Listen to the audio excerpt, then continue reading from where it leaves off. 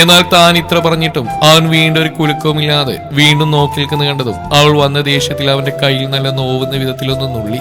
ആ അതിന്റെ വേദന അവൻ പെട്ടെന്ന് എരിവലിച്ച് അവളെ നോക്കി. എന്തിനാണ് ഈ ബൊമ്മി നീ എന്നെ നുള്ളിയത്? അവൻ അവൾ നുള്ളിയെടുത്തേ കൈവച്ചുകൊണ്ട് അവൾ നോക്കി ദേഷ്യപ്പെട്ട് ചോദിച്ചു. തനിയൊക്കെ നുള്ളല്ലേ വേണ്ടേ? ദേ ഇനി എന്നെങ്ങനെ നോക്കിയാണ്ടല്ലോ തന്നെ ഈ മുട്ടക്കണിയെ കുത്തിപ്പൊട്ടിക്കും. അവൾ അവന്റെ കണ്ണിലേക്ക് രണ്ടുവിരൽ കൊണ്ട് കുത്തുന്ന പോലെ ആംഗ്യം കാണിച്ചുകൊണ്ട് പറഞ്ഞു. അവളുടെ ദേഷ്യത്തോടെയുള്ള ആംഗ്യം കാണിക്കലിൽ അവന്റെ തലയൊന്ന് പുറകോട്ട് ആഞ്ഞുപോയി. തനിക്ക് നാണില്ലല്ലോ പെൺകുട്ടികളിങ്ങനെ നോക്കാൻ, വൃത്തിയിട്ടവൻ, ആപാസൻ, അവൾ ഇഷ്ടക്കേടോടെ പറഞ്ഞു. എടി നീ പറഞ്ഞത് എങ്ങോട്ടാ പോന്ന്? അയ്യോ എനിക്ക് നോക്കാൻ പറ്റിയൊരു ചളുക്ക് വന്നിരിക്കുന്നു. അവൻ അയ്യേ എന്ന മുഖഭാഗത്തോടു കൂടി അവളെ നോക്കി പറഞ്ഞുകൊണ്ട് ഇരുന്നിടത്ത് മുണ്ട് മടക്കി കുത്തി എഴുന്നേറ്റു. പിന്നെ താനെന്തിനാണോ ഞാൻ തുടിച്ചു നോക്കിയിരുന്ന്? അതും എങ്ങോട്ടേക്ക് തന്നെ കണ്ടുപോയെന്ന് ഞാൻ വ്യക്തമായി കണ്ടതാ. അവൾ ആ ഓർമ്മയിലൊന്ന് പതറിക്കൊണ്ട് അവന്റെ മുഖത്ത് നോക്കാനാവാതെ പറഞ്ഞു. അത് കേട്ടത് അവന്റെ കണ്ണു മിഴിഞ്ഞു.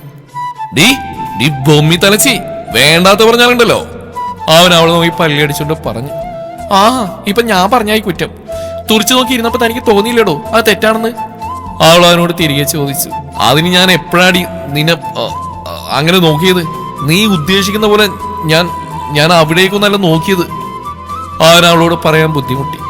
ഇങ്ങനെ മുഖത്ത് നോക്കി പച്ചക്കള്ളം പറയാൻ നിങ്ങൾക്ക് നാണല്ലേ? ഞാൻ കണ്ടതാ ഇയാൾ നോക്കുന്നത്. അവൾ ദേഷ്യത്തിൽ അവനിൽ നിന്ന് മുഖം വെട്ടിച്ചു മാറ്റി.